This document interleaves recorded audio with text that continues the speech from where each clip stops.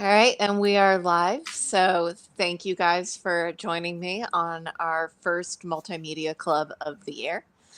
Um, for this pick, this is our January movie club, and I decided to go with the movie that movie clubs were made for. It was about time. Feels like it probably should have happened sooner, but other things got in the way. Before we get started, I am going to first make the disclaimer that there are going to be spoilers on this talk.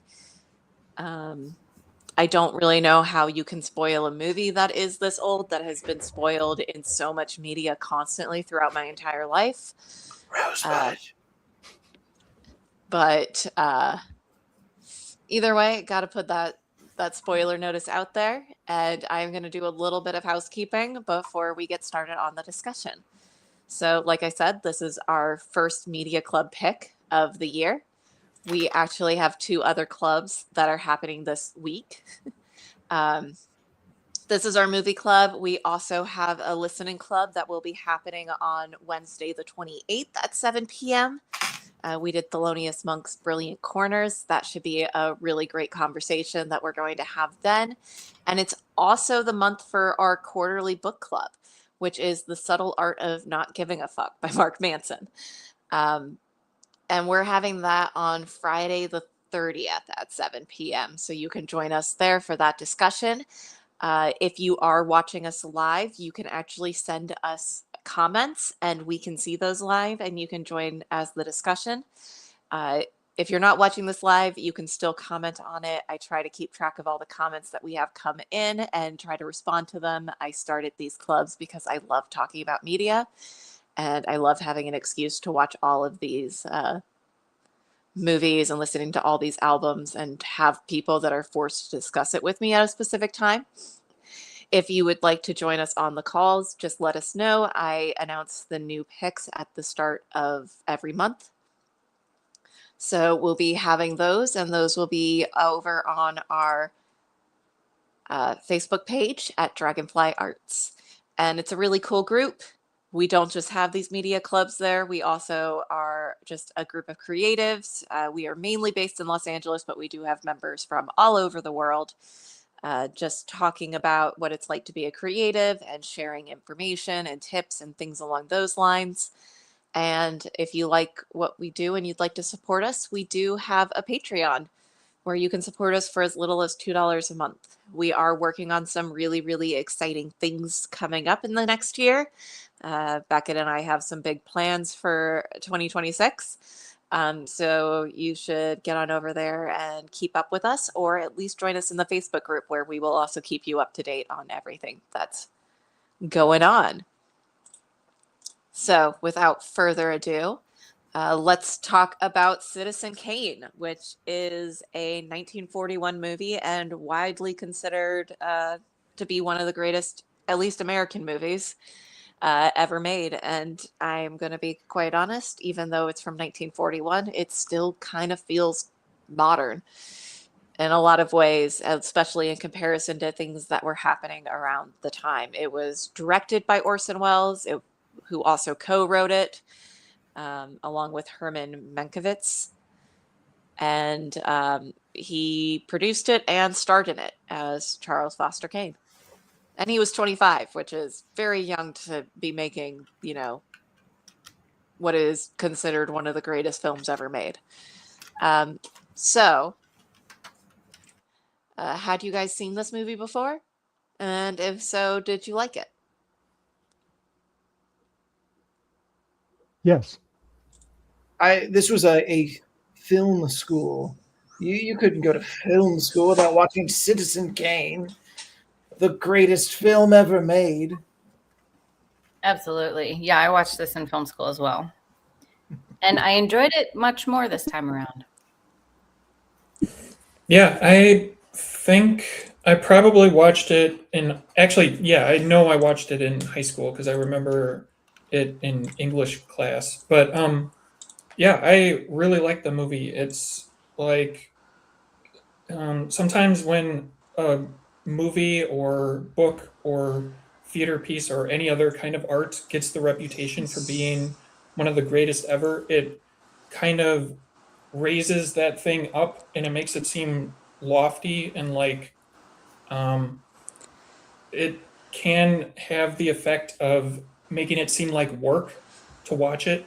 But with this movie, it has such humor and playfulness and just like it has so many innovative techniques on display that it's entertaining as well as being just a showcase for a bunch of groundbreaking film techniques of the era.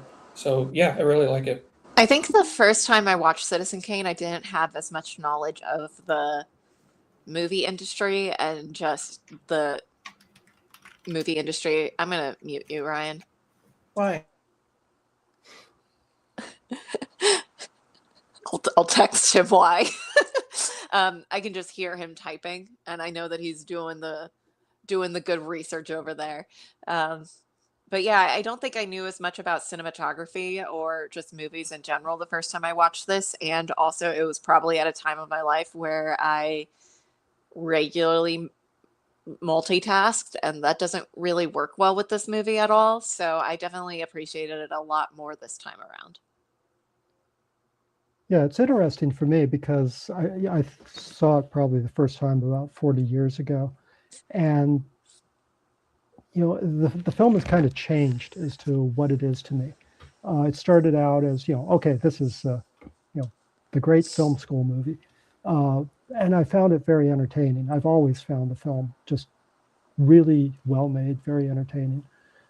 But it's interesting because my attitude about Kane has changed quite a bit from the first time I saw it to like when I saw it just last week, and it's sort of an interesting transition. Kane, you mean the character? Yes. Yeah, I mean, I thought he was sort of like this mixture of a good guy and a bad guy. Now I think he's just awful. Do you think that your change in perspective had to do with the time that we're living in? Yes, very much so. Yeah. I mean, I understand that kind of character from a more personal perspective now. I mean, just having lived through stuff like that. Whereas, I thought, previously, I thought his idealism about the working man was actual idealism about the working man. Now I see it as he just says whatever he needs to say to get people to love him. I'm trying to figure out where I want to go with this discussion because I feel like there's so many different directions that I can go in with it. But to touch on just whether or not I think Kane is a bad person or not, I feel like we never get the full story, which is, I think, the whole point of it. Mm-hmm. I think you can make the argument for the end of the movie of, are we learning the meaning of Rosebud, or are we learning that we don't know anything about Kane? But also, you're told this story in a very nonlinear way through other people's points of view. And the one thing that I just kept thinking about in this is at the start of it, when they're talking about his life and how it came up to this point, they talk about how his ex-wife and son died in a car accident, and then it's never brought up again.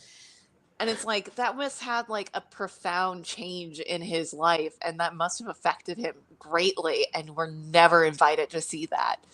So it's almost is he an awful person who is kind of portraying this idealization of supporting the working man as just wanting to be loved, or did he actually have a downfall, but we weren't actually invited to see his pain? Well, rather just the pain he inflicts on others. Yeah. I mean, I think that, it's a bit facile to say this, but you could say that the whole trajectory of his character is from childhood emotional neglect. I mean, he does the things that people do when they are subjected to that kind of neglect. And I think it's a very good portrait of the kind of person. Obviously, it is much simplified. Actually, I was watching it a couple hours ago, and I was thinking about how Alexander the Terrible by Eisenstein. Is that it? Yeah. The film is like told in these just very simplified scenes. Kane is much more complex in its style of storytelling, but it has a certain similarity in sort of simplified, scenes. And I'll stop there. No, please. Well, it's just I think I just have to come back to I think it's a really good arc showing this guy who had this trauma of losing his family, being just pulled away and didn't have a loving, um, parental figure or whatever. And he's basically just the bank becomes his parents, which is just a weird thing, But, it's one of those things that I can't comprehend in Yeah. today's day and age. Although I would say it's not so much a lack of love as opposed to a misplaced love. Like they wanted what was best for their son right. and thought what was best for him was money. But what he's really craving throughout this entire film is relationships. hmm And he keeps replacing them with stuff. Yeah. But it turns him into a bad person. It's not that, it's like everybody starts out a good person when they're born. And some people become bad. And that's kind of the trajectory of his character, I think. Do you think that was just circumstantial or do you think that was his choice? Everybody makes certain choices and everybody is affected by the world. And it's hard to disentangle all of that. That's my non-committal answer. I think I do exist in the realm of we never know Kane. Mhm. And I don't think we can really say how he became the way that he is because we are just seeing other people's memories. And each memory is a little different. And it's so hard to distinguish whether that's because the person is different or if it's because the time frame is different and he's changed over time. Mhm. And I think it's interesting to view this movie through that lens almost. Yeah, But it's a that's- lot like Rashomon.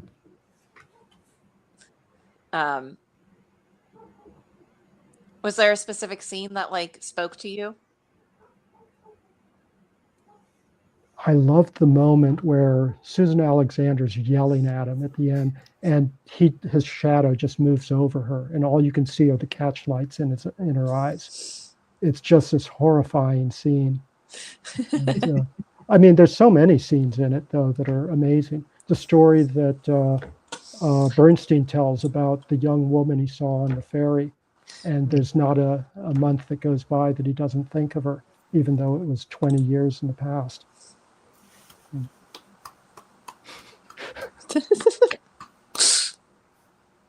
Somebody had to do that. This scene came up on the screen because I watched it with Ryan and he goes, "That's it. That's the scene." Would you say that this is your favorite scene in the movie, Ryan? I think for me, my favorite scene, it's hard, man. Because again, watching this film was more of how did they do it, right? Like all these techniques that we're used to, right? A moving camera, right? Every shot was a dolly in. And I think for me, it was one was the banking scene. I forget earlier in the film, and he walks to a window and he just keeps getting small, like the window's so huge. Or back in Saradu when his second wife is doing a puzzle and he walks to the fireplace and goes in it. And then at some point he walks to the other side of the room and sits in a tiny chair at the corner and they're just yelling at each other. It's these very almost optical illusion magic tricks that had to blow people's minds. I kind of wish I did a photo series on these slides that just show how the the windows look normal sized when he's standing, and then he turns around and just keeps walking.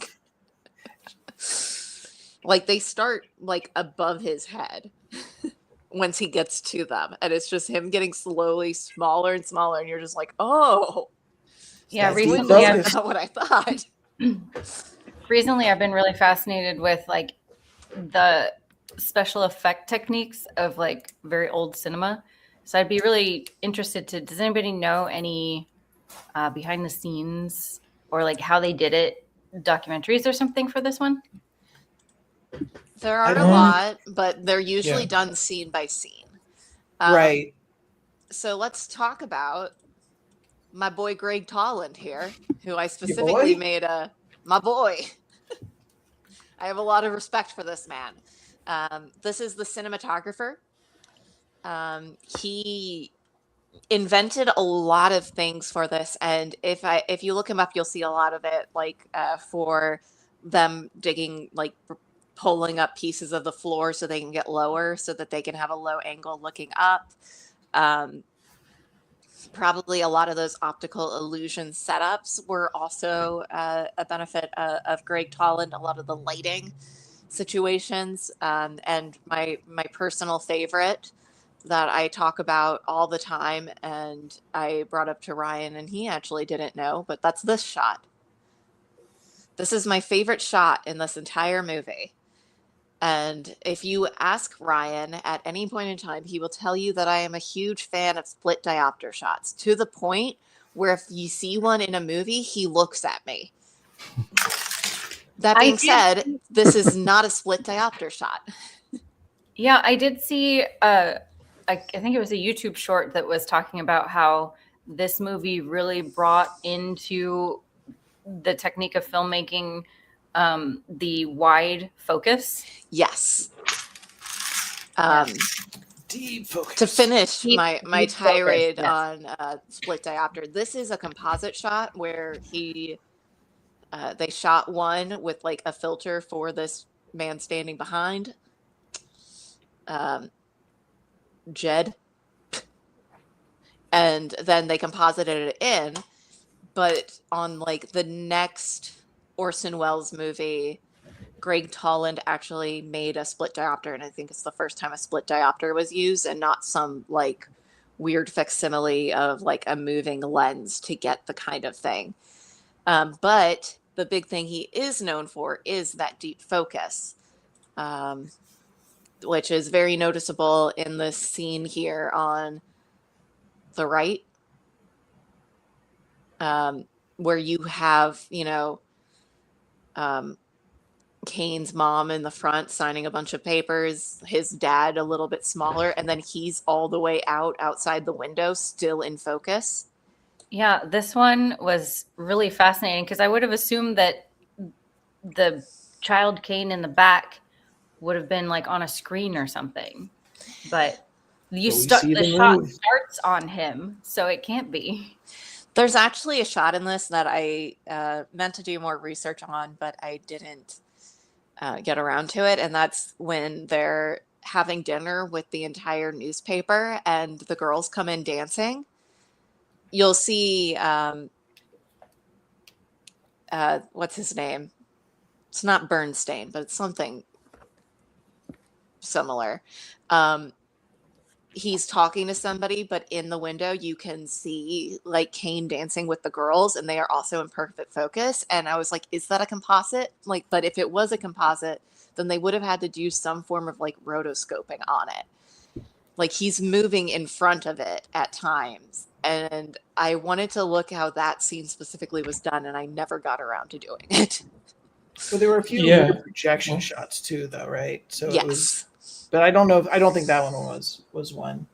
But Derek, did you have a insight? Yeah, I don't know about that shot specifically, but yeah, there are just countless little special effects techniques being used throughout this movie. It's really like probably pretty much every shot has some kind of special effect in it. And even at this time in 1941, showing the ceiling was a special thing. Like it Mhm. hadn't really been done before, because usually huge studio lights and microphones would be on the ceiling in previous movies. So the camera people just never pointed the camera up.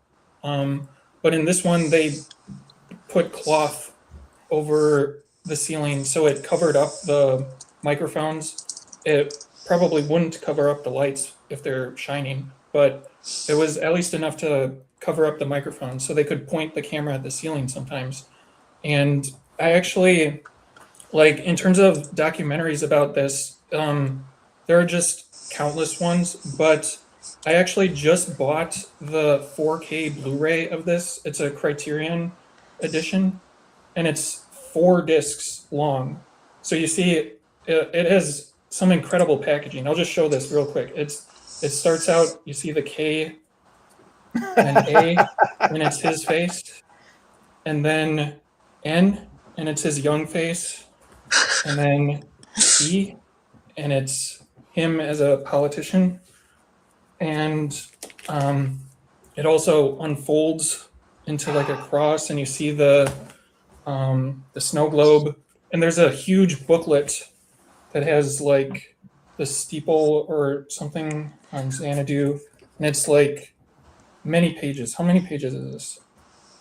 Oh, it's 42 pages long. So anyway, yeah, I haven't watched or read nearly all of this. Like it's, it's one Blu-ray is just the 4K movie, so that doesn't have special features other than 3 commentary tracks.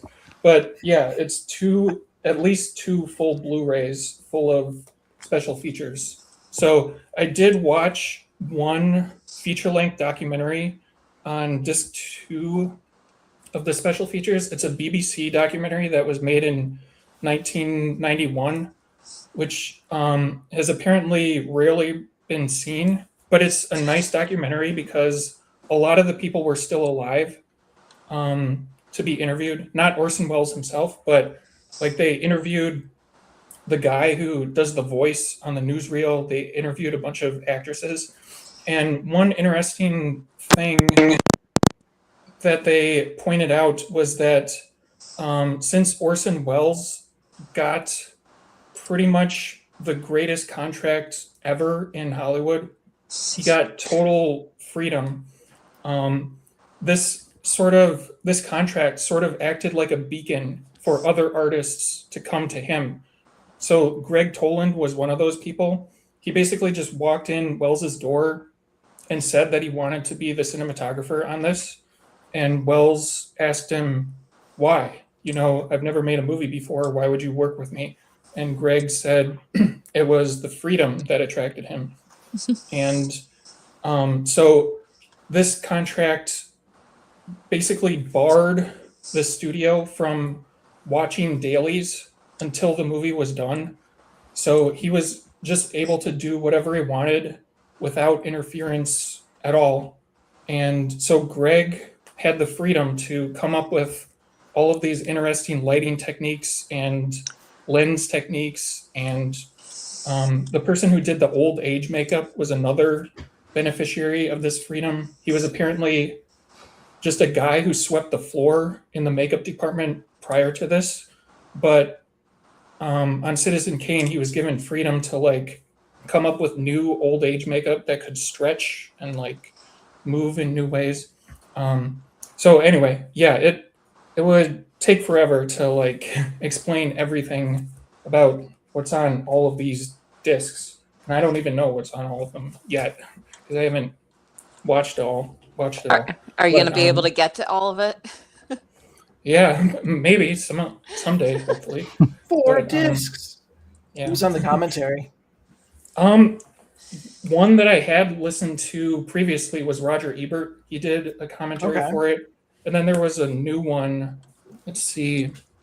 There's, well, you can see like a list of the special features is this whole block. The movie's So not it's- that long, so yeah, it has to be. 4 Yeah. discs. Oh, one of the commentaries is by Peter Bogdanovich, and then there's a new one with scholars James Naramore and Jonathan Rosenbaum, I guess. So those are the ones. But anyway, yeah, it would be too much to explain all of that, but yeah, it's food for thought, I guess. I was overwhelmed by the amount of research I could possibly do on this film.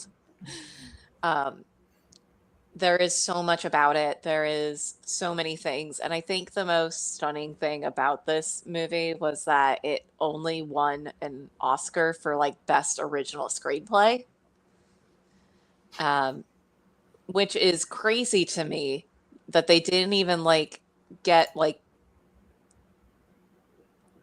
best cinematography. All of that went to How Green Was My Valley.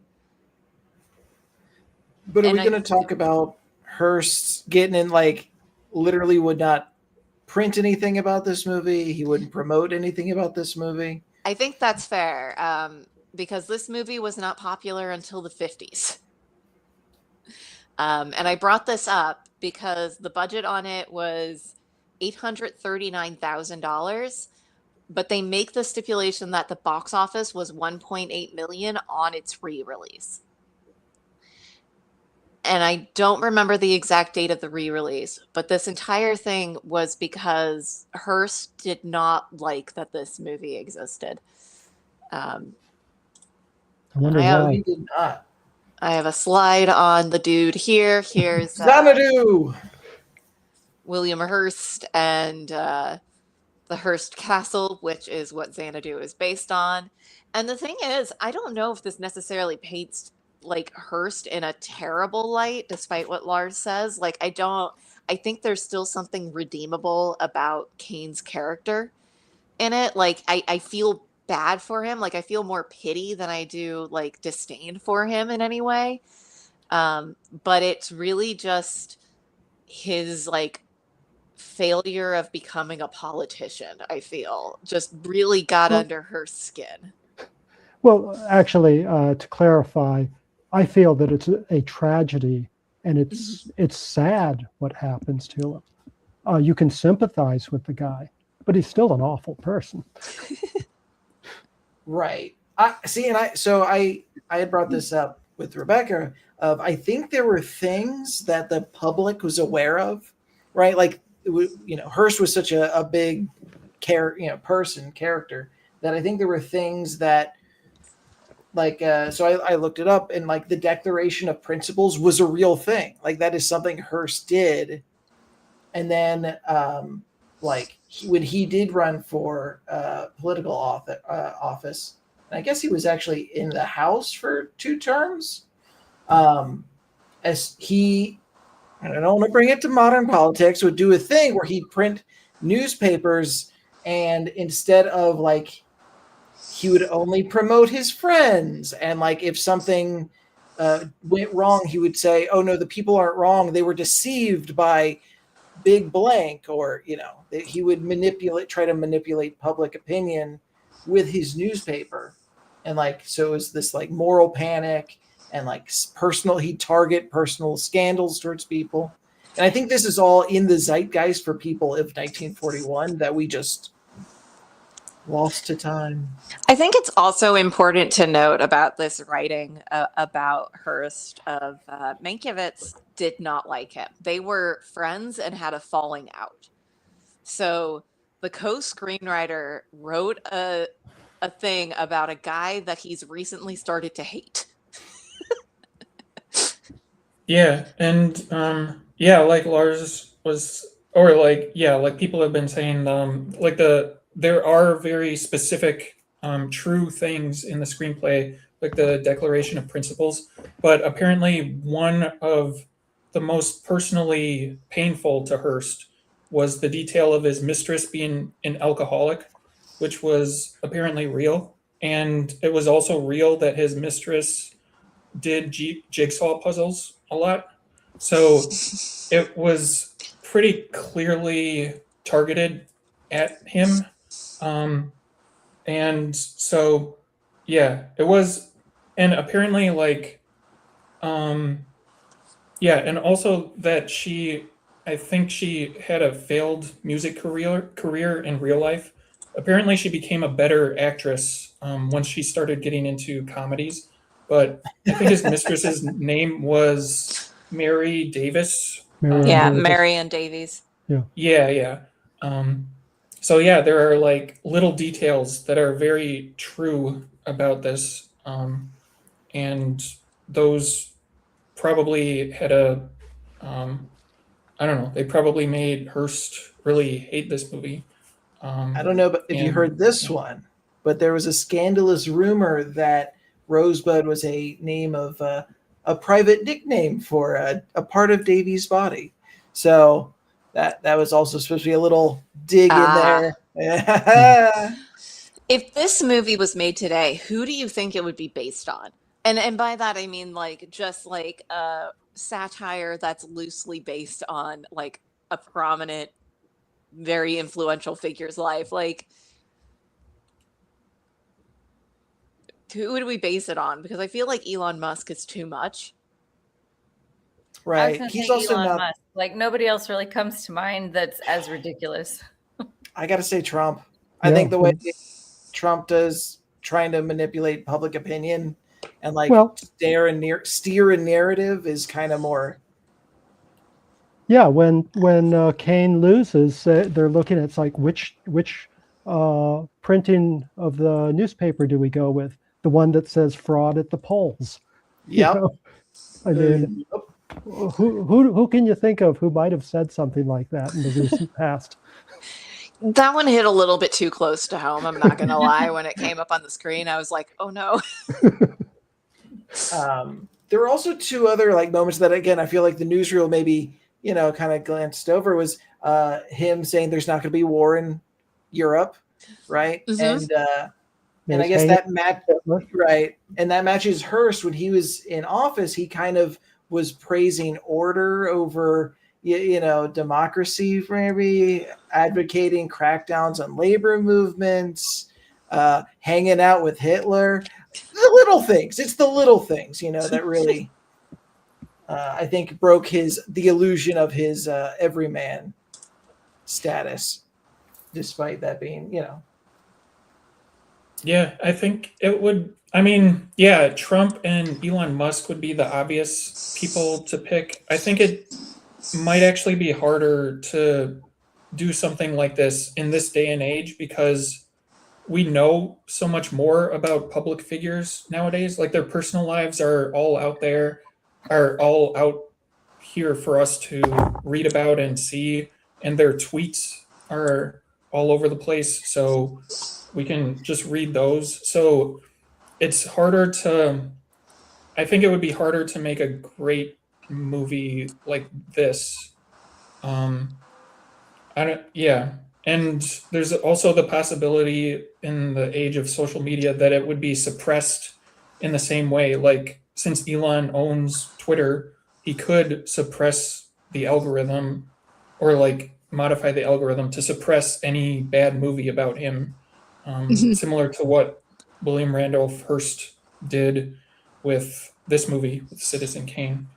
Yeah, and I think that Citizen Kane works because you do care about Kane. He's got this charisma that you can really get into and care about, and it's a little hard to do that with certain modern politicians.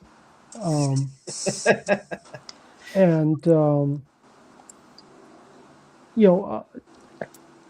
well, it's just you really need that the audience's connection to the character for the story to work at all. Yeah, I was going to say that I don't feel like Kane is such a outright morally detestable character as some of the people in a similar class of society that we know today. Right. I think that you're onto something though with saying that it might just be that we know too much. There's no sort of mystery around the public figures of today. We are constantly being inundated with what they are doing. So there's none of this like reading between the lines, like I was talking about before, of, do we really know Kane? or anything along those lines. Like they're very upfront about it. Like there's no secret life here. Can you know a man if you don't know what his last word meant? But also real quick, cockatoo jump scare. Ah! Ah! It's That's almost funny. as good as the pterodactyls flying past in the picnic scene. I think that this might be my favorite scene in this movie because I love that it just like has nothing to do with anything else. And Orson Welles in an interview said that it was literally just to wake up people that were snoozing in the movie theater. So worked. but like also it jump scared me. It woke me So up, man. Yeah. I was fully paying attention to the movie and I got jump scared by this by this cockatoo. So therefore I had to bring it up. By the way, 839,000 back then is worth 18.5 million today. That's a lot for a new director. Yeah. Right. For a first project. Yeah. Yeah. In terms of his newness, he kind of gained the reputation of being a prodigy because of his War of radio the work. Worlds. Yeah, War of the Worlds. He was responsible for the famous broadcast of War of the Worlds where people thought it was real because it sounded like a news broadcast. But and he also had a reputation in the theater for being excellent at like interpreting Shakespeare. And most of these actors were in fact first-time film actors. They were from his theater company, the Mercury Theater. And he just got them together. Like even Jedediah, played by Joseph Cotton, who became a sort of a big movie star in his own right, like in The Third Man and things like that. But anyway, yeah, a lot of these actors were first timers. But it seems like RKO Studio gave him this unbelievable freedom contract. Carte blanche, based on his radio work and his theater work. But in the BBC documentary from 1991 that's on this disc, Orson Welles, when he first got the job, he apparently got a researcher from RKO to give him like a sheet of definitions of like film definitions of like what is a medium shot, what is a long shot, etc. Because he just didn't know these things. He was so new that he didn't know what a medium shot is and things like that. And it's interesting. They actually interviewed the lady who gave him this worksheet, and it was pretty interesting. But anyway, yeah, it's super incredible that he was given this much freedom for like, basically not knowing the first thing about movie making. I think that a lot of the blocking for this movie and a lot of that deep focus comes from it coming from people that originate like from stage plays. And I think a lot of the exposition and the overlay of like the newspapers and how we're told the story in between the scenes comes from that as well, especially with his radio plays. I didn't include it in the slides. I decided not to, but Mercury Theaters actually did provided a good chunk of money for the film as well, which also provided them with a lot of freedom of expression with it.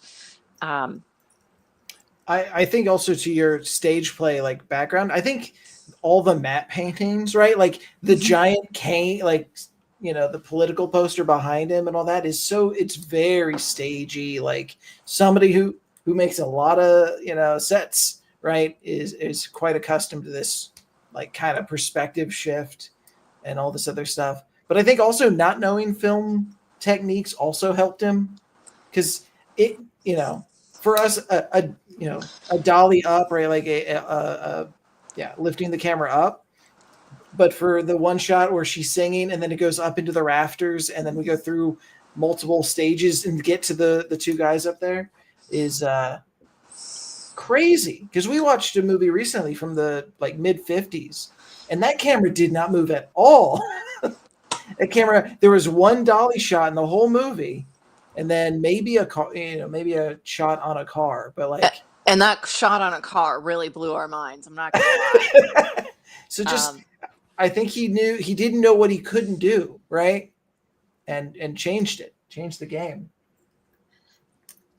I think that also plays into, like, it almost feels like they had this idea of, this is what I want it to look like. How do I make it happen? As opposed to, here are the tools I have and here's how you achieve the close semblance of the shot you want. Because there's also like a lot of the furniture splits in half and it's two people moving it out of the way so that the camera can move back from there. Through the miniatures on the roof into the window of the Right. bar. Even this scene of her sitting, like, we come from the window and move all the way back. And then they had to move the table into place so that she could sit down at the table because the camera moved through where the table goes. Where's the track? Where'd the track go, guys? How did the camera move? I almost put the photo of them working on the film. There's a few photos of it, but it's kind of hard to tell the difference between like what is Citizen Kane and what are some other like just photos of Greg Toland doing Greg Toland stuff. But it really does feel like a group of people who had a shot in mind and were willing to do whatever it takes to get that shot to look the way they want to, versus what happens a lot when like I'm working on a set, which is, here's what we can do within our limits and our constraints, that has the same vibe. And I feel like that's something that we need to, it is one of the benefits of not knowing the medium, to be completely honest. Right. I think I made a lot more interesting music before I studied music. Or you end up with Birdemic. So it goes either way. It's true. There's a little bit of luck.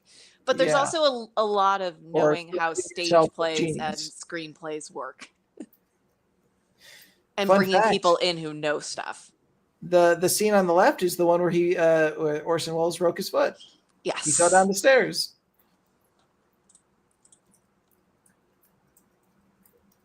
Let's see. What other fun slides do I got going on in here? Yeah, what else? It's terrific. Thanks, movie. I really like one of the re-release photos for this, and I couldn't find a good version of it, but it's just him standing on like a red line. It's very, very good. I miss this kind of it doesn't film look poster. like him. It doesn't. None of these look like him. So this was done by somebody named William Rose, who was one of the main poster artists of the classical Hollywood era. He's specifically known for his RKO radio pictures. I read that this was a box office flop. And that had a lot to do with it not getting a lot of reviews or a lot of like traction. What year was it re-released? Yeah, in William Randolph Hearst's newspapers, he at first he kind of he told his newspapers to like criticize Wells and make up stories about him. There's even an incident where where Hearst supposedly hired an underage prostitute to go into Wells's hotel room and like with photographers waiting so that when Wells opened the door, the photographers would shoot him next to this underage girl or whatever. But Wells didn't fall for it. But anyway, after Jokes on him, Hollywood then would have cared. Anyway, sorry. Yeah. But then apparently Hearst changed his strategy to the silent treatment. So he just didn't talk about Citizen Kane at all in any of his newspapers. And even when the newspapers would show like the schedule of the local movie theater. If Citizen Kane was playing, they wouldn't have it on the schedule in the newspaper. So I think supposedly like the silent treatment really worked well in suppressing the popularity of this movie. But on the other hand, the people who saw it loved it pretty much right away, it seems.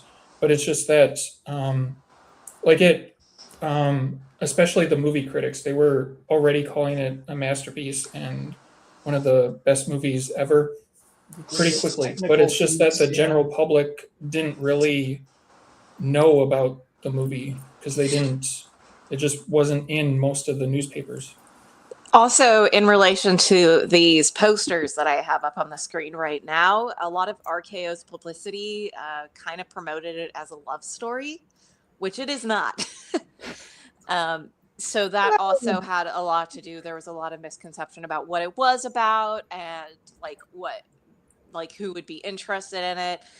There was a lot of misinformation about it.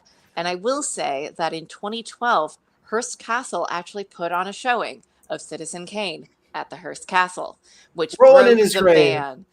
It broke the Hearst ban on it. And it was 1956 when it Okay. was re-released. So, 15 years later. Yeah, and once it started getting shown in Europe, then the European critics and artists all loved it as well. And I think I read, well, a while ago, I was watching a lot of Ozu movies, and there was something about how he was somehow able to see the movie. I think he was traveling to Europe or something. So, and he got super inspired by the movie to like just start making his own movies the way he wanted to make them. And so it was kind of like they say about the Velvet Underground, how they didn't have that much general popularity, but the people who did see them wanted to start a band afterward. It seems like that kind of thing where, this movie didn't have like a general popular success when it was first released, but the people who saw it were super inspired by it and they loved it. So, yeah, it's just sort of grown from that over time. Though apparently John Paul Sartre did not like it. In fact, Wells was advised not to go to the bar that Sartre was in Paris because they were going to get into a fight. This was from, I think it was Henry Jaglam's conversations with Wells. So. You're muted. That said, though, I hear that Orson Welles was kind of hard to work with anyway after this. When your first film is the greatest film ever made, where do you go? I don't know. Fair question, honestly. I can only imagine that Hollywood's wunderkind would grow a big head. Yeah. What was it? His last role was Unicron in the Transformers movie. I'm just saying it went, places. Well, yeah, it was a difficult process though, because then you have Magnificent Ambersons where the studio just decides, this film sucks. Let's just reshoot the ending. In fact, I grew up in Pomona and I went to movies a lot at the Fox Theater, which is the theater that the Magnificent Ambersons was shown in, and that was what convinced the studio to recut the film and destroy it.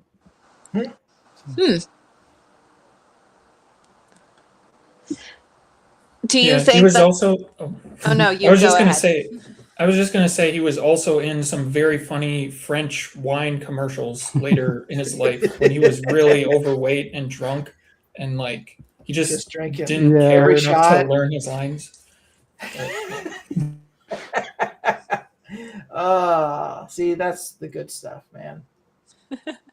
Ryan and I, a couple years back, watched his movie The Other Side of the Wind, and that was also a wild ride of trying to piece together what happened after Citizen Kane. It was like, what happened here?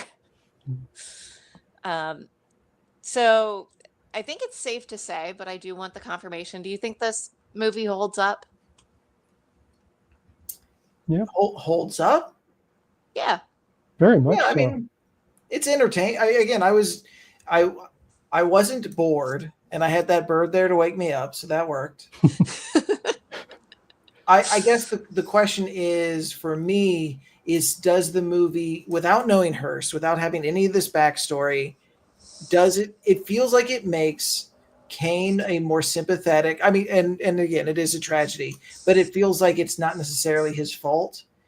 Because if you only know his, like, for the man, like, he was going to be a good politician, because we don't know what the true story. So I feel like the meaning of the movie has changed. It's still very good though.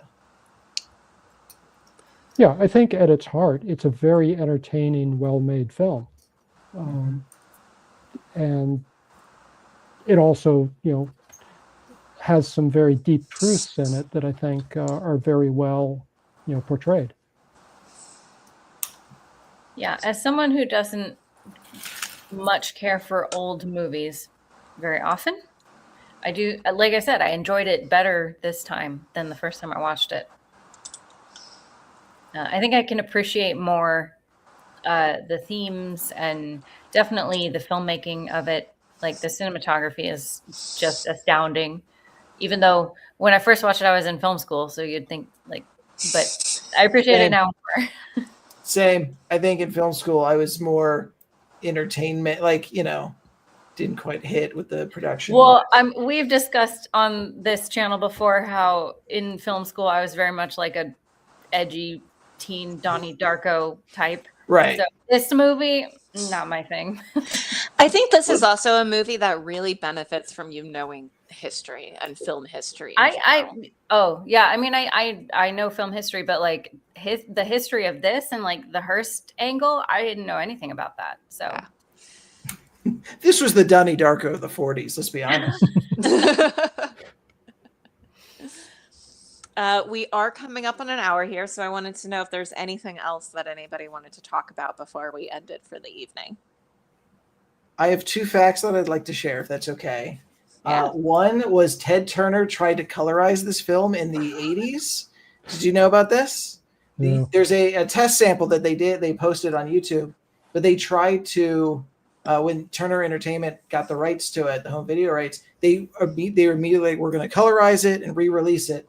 And Wells Estate and like the Directors Guild of America all like boycotted and like were threatening legal action. So they didn't. Yeah, Doesn't Wells. seem like it would work.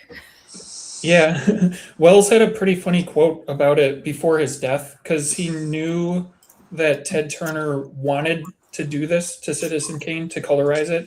So he said something like, "Tell Ted Turner to keep his crayons away from my movie." And boy, good thing he did. I actually Although- have a note about that because I asked this when we were watching it, but do you think color film did exist during this time? It wasn't super popular for about another decade after this, but I mean, The Wizard of Oz had already come out. What was that, 1936? And this is 1941. 39. This is 1941. So not common, but it did exist. But I don't think this movie works in color simply because of the astounding makeup that goes into it. And the VFX. I think some of those. Yeah, I think they use white and black to their advantage in this, and the contrast of the shadows. And also, I think everybody's old man makeup would look real weird. Yeah, that, and you could not film it in the same way because a Technicolor camera is this gigantic thing. You can't move the things.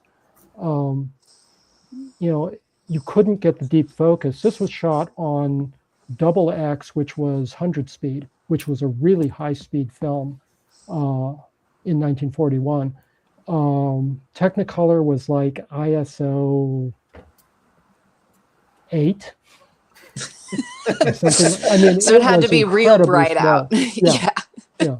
And Natalie Calamus would have just, ripped Orson Welles apart. Yeah. Well, I guess my question is: are we going to see a colorized re-release on the Sphere? The Sphere in a few years. Watch Citizen Kane as it was meant to be watched in 3D. That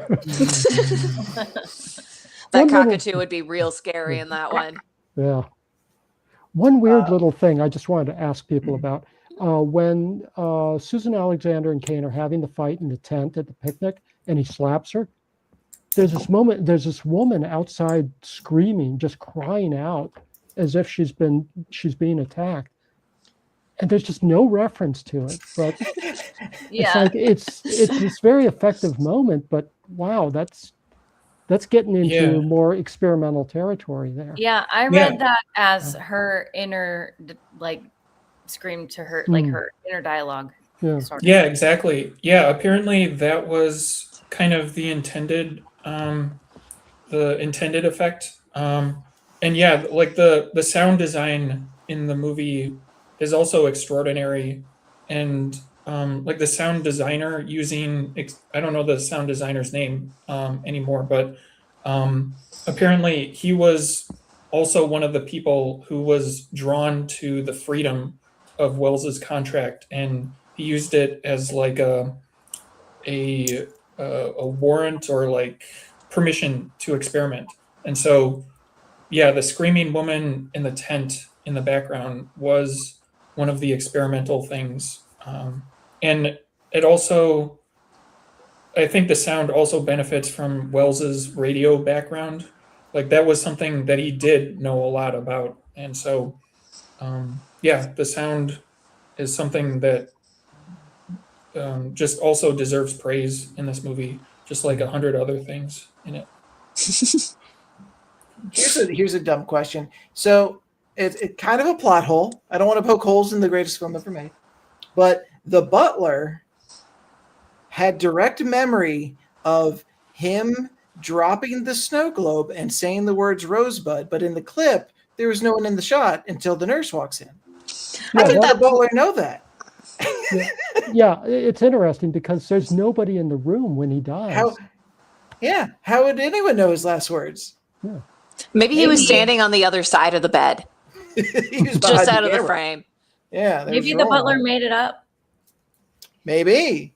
I don't know, This the is a butler's- story told through the perspectives of multiple different people, so that's completely a possibility. And he's not the best butler in the world because, like, he puts his cigarette out on the plinth of like this column and just throws it on the floor. Yeah. Honestly, great character moment. Yeah, everyone. Yeah, so many little character moments. My last fact, unless someone else says something else, was if you watch a lot of movies, specifically Joe Dante movies, you might notice the Rosebud sled is actually in I think a good chunk of his. It's in The Explorers, it's in Gremlins 2, it's in The Burbs. It's also even on the show Erie, Indiana. And I guess the story goes is that Joe Dante or his prop master was walking through Paramount and they were just getting rid of stuff. And in that in that pile of stuff was the Rosebud sled that they were just going to throw out. It was like one of like 3. Yeah, I think Spielberg has one, and I think Joe Dante was auctioning it off at some point, but the starting bid was $250,000. But yeah, I thought that was neat. If you're watching the Gremlins 2 or the Burbs or Explorers, the Explorers, yep, you'll see the it's just sled. hanging on the wall. It's really funny. It's just like, here's a pile of junk, and in the middle of it, Rosebud. And Interspace. It was also in Interspace. It was in his apartment for some reason. Look, if you got Rosebud, put Rosebud everywhere. Absolutely. I'm surprised though. That's not that'd be a legal issue now. I'm just saying, if you took a prop from another movie and then put it in your movie, I'm pretty sure you'd get a cease and desist. Depends on the prop. I put the Infinity Gauntlet in my movie. It's in my Jurassic Park film. That should be in a museum. No, private. Sorry. Maybe. No, I Uh, mean Rosebud. Oh, yeah, no, yeah. It's still. I think it's Spielberg owns two, and whoever bought the one from Joe Dante. So we have hit an hour. So any final thoughts before we log off?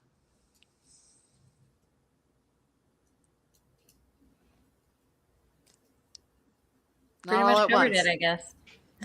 I think it's impossible to cover this movie. I think we could probably talk on it for hours and hours and hours, but like I think you almost need like a direction to go with it because I have so many notes and they go in so many different directions. Like if we talk about just the production of it or just the writing or just the acting or just the history, like these are all just very different things. There are so many people who have discussed it in so much more detail than I can possibly do in an hour.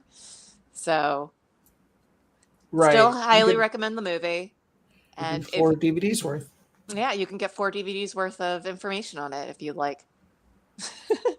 Well, I'd like to thank you guys for joining me tonight, and I hope to catch you on the next one. Bye.